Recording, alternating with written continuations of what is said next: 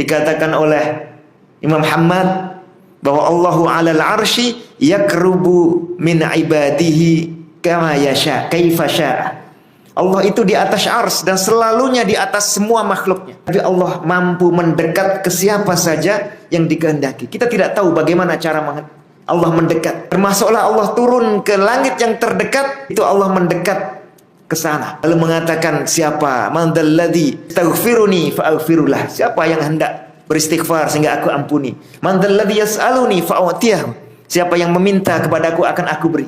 Itu Allah mendekat ke langit dunia supaya lebih dekat dengan orang-orang yang beribadah dan kita bisa lebih merasakannya. Kalau tuan-tuan ibadah malam hari lebih terasa kedekatan dengan Allah, termasuk ketika kita sujud, jasad kita menuju ke bawah tapi roh kita mengangkasa ke arsy atau mendekat ke arah sana.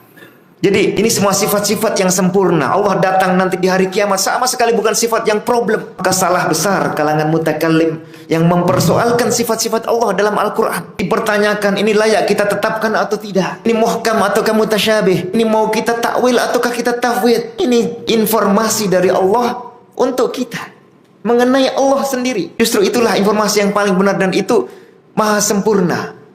Tidak perlu kita tanyakan, bahkan kalau dalam kondisi normal tidak perlu kita mengatakan Allah turun, tapi turunnya tidak seperti turunnya makhluk. Sudah pasti kalau Allah turun tidak seperti turunnya makhluk, bahkan tidak layak dibandingkan. Karena itu ucapan dalam Al-Quran, laisa kamitslihi syai'.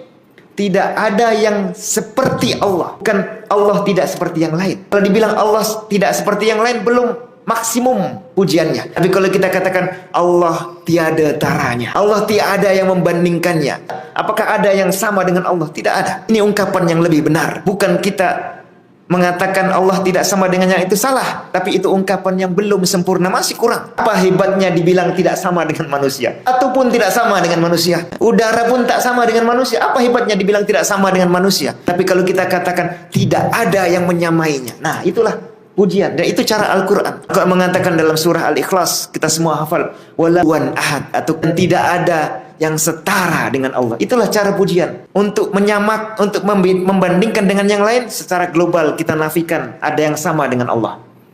Tidak perlu dikatakan Allah ini tidak sama dengan manusia, tidak sama dengan hewan, tidak sama dengan botol, tidak sama dengan batu, tidak sama. Itu bukan memuji. Kalau kita datang ke Tuan Raja mengatakan, wahai Raja, Anda ini tidak tuli, tidak bisu, tidak cacat, tidak malas. Itu pujian atau bukan? Bukan. Tapi kalau kita katakan di kampung ini tidak ada yang seperti Tuhan. Nah, inilah pujian. Kita rinci banyak. Allah itu Al-Hayyu, Al-Qayyum.